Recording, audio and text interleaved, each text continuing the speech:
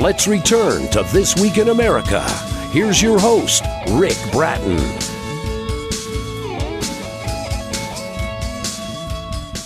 Welcome back, everybody, coast to coast, This Week in America. The Harding Sisters of Sterling City Road and Me by Carol Plimpton has been called a quick and insightful read. It quiets a reader, a fascinating work. The book is the often humorous, sometimes sad story of a Connecticut Yankee family from the perspective of a great niece who is very involved in the everyday lives of her great aunts. It's autobiographical on her part, biographical on the part of the aunts of whom she writes. Carol Plimpton is a Professor Emeritus from the University of Toledo, having been born and raised on Sterling City Road, Lyme, Connecticut. She's since lived in State College, Pennsylvania, Lake Placid, New York, Columbus, Ohio, and Toledo, Ohio. She's spent her career in the field of education. She loves to write and has enjoyed telling the story of her Connecticut Yankee family. Carol Plimpton, author of the critically acclaimed The Harding Sisters of Sterling City Road and Me, is our guest on This Week in America. Carol, welcome to the program. It's great to have you with us.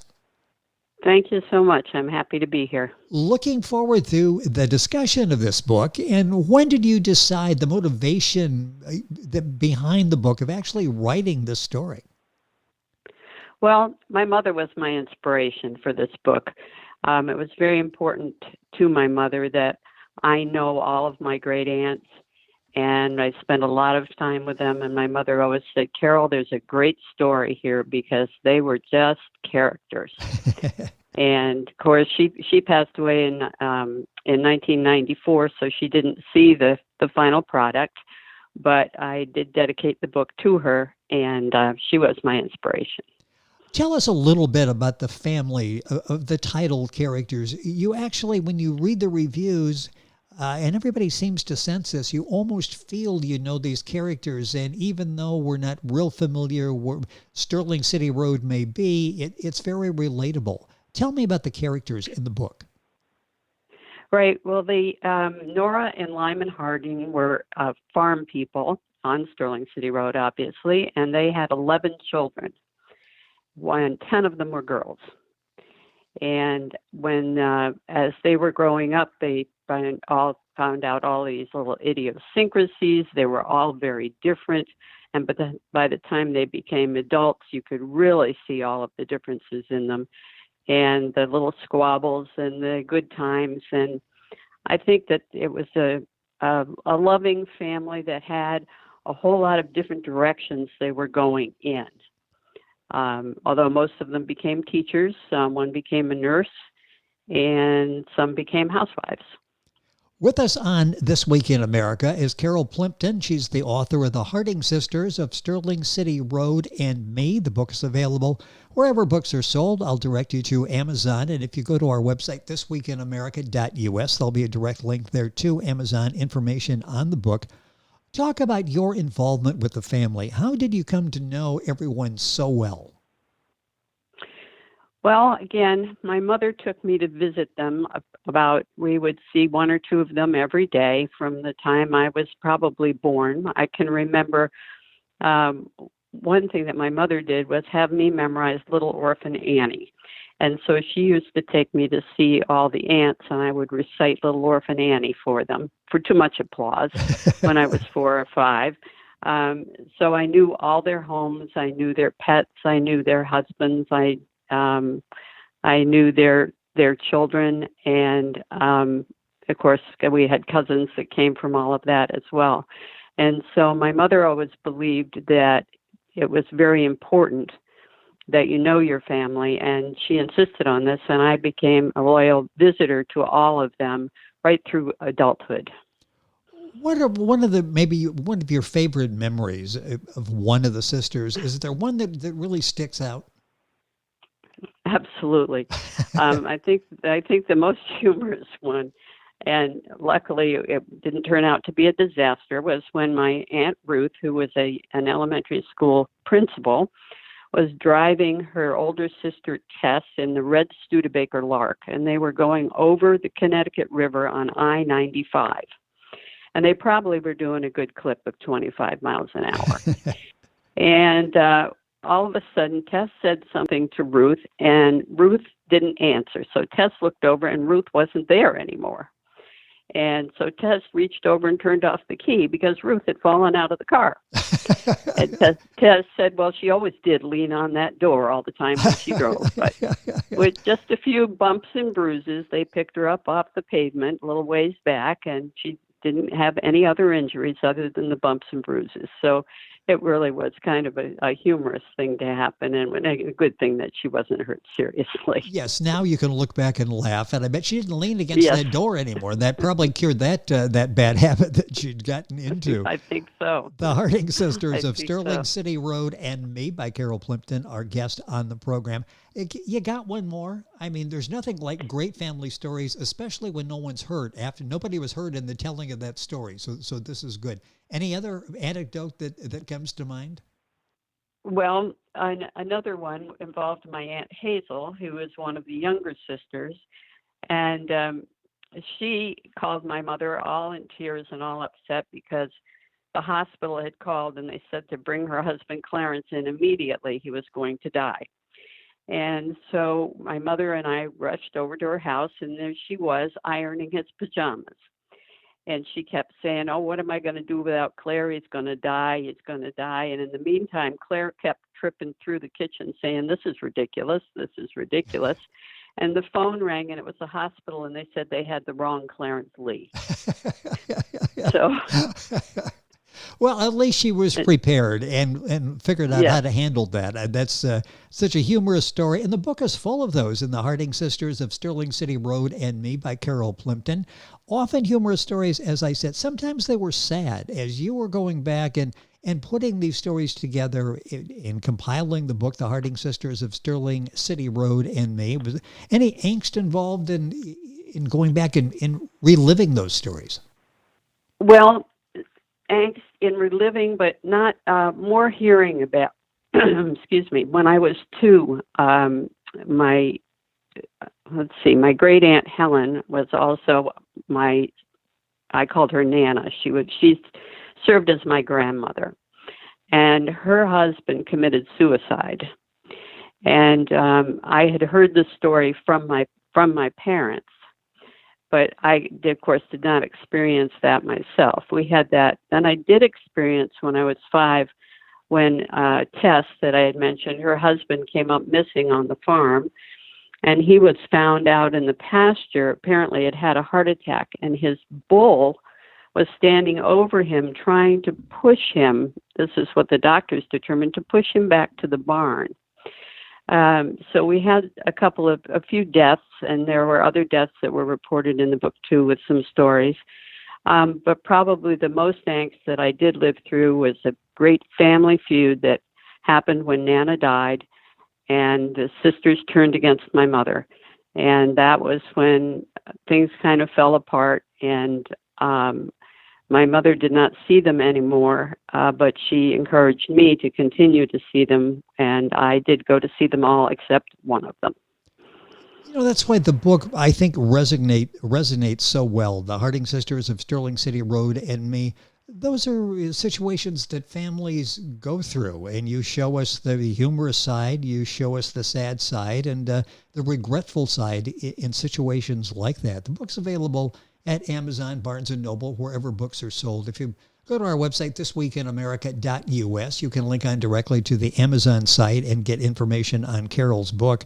Out of all of the characters in the book, are there some favorites? Maybe a favorite character when you went back and you were compiling this, maybe you had a smile on your face as you were thinking about that particular person from your past?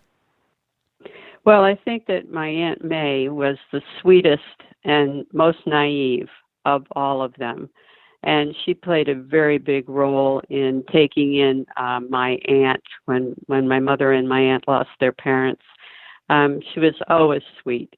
Hazel, however, was the busybody and the one that was always on the phone, complaining about something to somebody, returning things to stores, and always getting into somebody's business.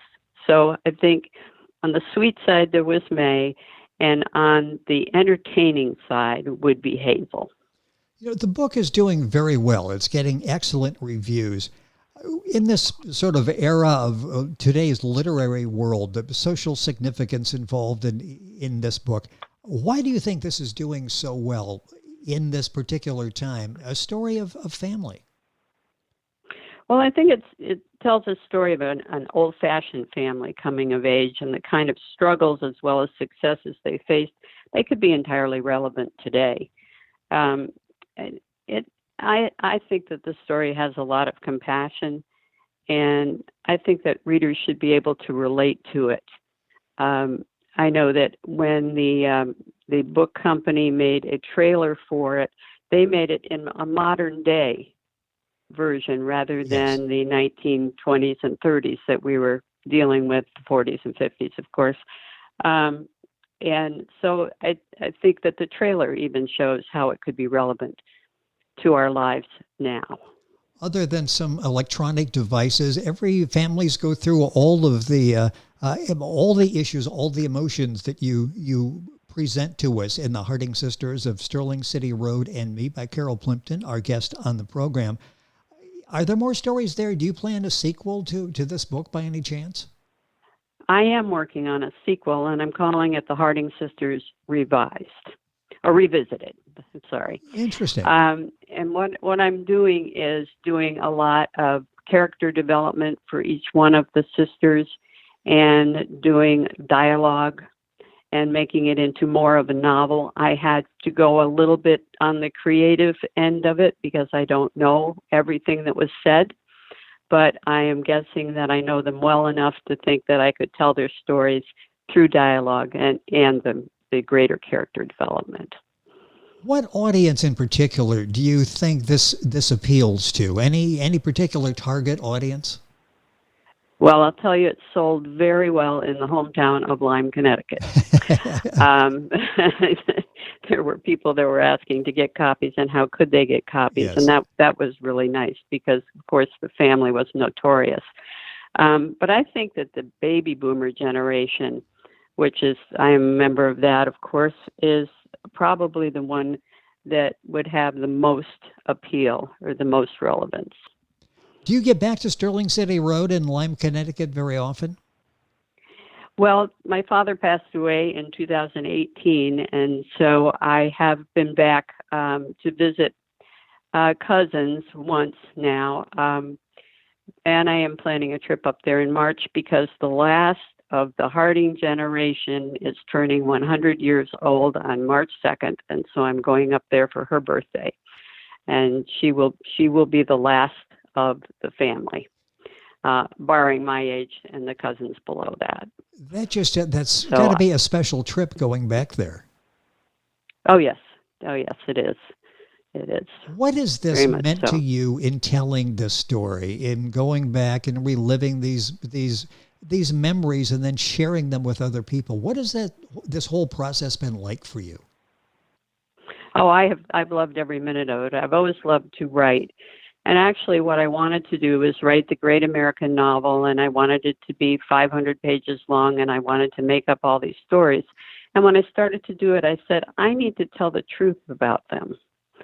I'm not ready to branch out and go for the great American novel. Now I am. Now with the sequel, I'm ready to do that. But when I did that one, I really wanted to tell the truth and share my great aunts with everybody because they were really special. What impact did they have on your life? You mentioned several times many of them were involved in education. You've had a career in education. What impact did they have on your life? I think that learning a lot of values from all of them. My Aunt Ruth was my first grade teacher and the principal where I went to school. And the others taught in one-room schoolhouses because their careers were a little bit earlier than hers. And I think that teaching, as my mother was a teacher as well, and I think that has come very naturally to me to want to work with children and be involved in their lives. And I think that my aunts have taught me a lot about different people and how people think and how people act. And despite the feud at the end, I still have very fond memories of them. A minute or so left in the program. Talk about the response you're getting. You talk about going home to Lyme, Connecticut, and driving down Sterling City Road, and people want copies of the book there. Not only in Connecticut, but those that information you get, feedback you get from people, possibly Amazon reviews you don't even know. What's that feel like to get reviews, very positive reviews about your book? Well, I think it's great. We have a store in Lyme called H.L. Reynolds Store, and it has been there for some 200 years. And the lady shopkeeper there was the one that said, put the book here in the store. And she literally called everybody she knew in town who might be interested in the story. And of course I gave her part of the royalties as well. But she had people coming and knocking on the door for it. I didn't have to do anything. And then when I would run into people in town, they would tell me how much they enjoyed it. And it makes you feel really good that I was able to tell that story and that people wanted to listen to it. And if you look up the book, Amazon, Barnes & Noble, read the reviews, you'll find out why this book is doing so well. It resonates. It's just a fascinating work from our guest on the program, Carol Plimpton. The book is The Harding Sisters of Sterling City Road and Me. Carol, it's been fun having you on the program. Loved having this opportunity to chat with you. Sequel is in the works. Hopefully you'll come back in the program. We can talk about that. Thank you for being with us on the program today. Thank you for having me. I really appreciate it. It has been our pleasure. Carol Plimpton, our guest, author of The Harding Sisters of Sterling City Road and Me, book available at Amazon, the usual places. You can link on directly by going to our website, thisweekinamerica.us. And we're back on today's program right after these messages. This Week in America is online. You can visit our website, thisweekinamerica.us. Scott Pinkerton, associate producer of This Week in America. Jay Anderson, segment producer. Ben Watson, webmaster. Otto Bechet, director of engineering and TV production. This Week in America produced and is a trademark of Blue Funk Broadcasting, LLC. For information on all of our guests and to listen to this week's show, our website again at thisweekinamerica.us. And I'm Sean Bratton, executive producer of This Week in America.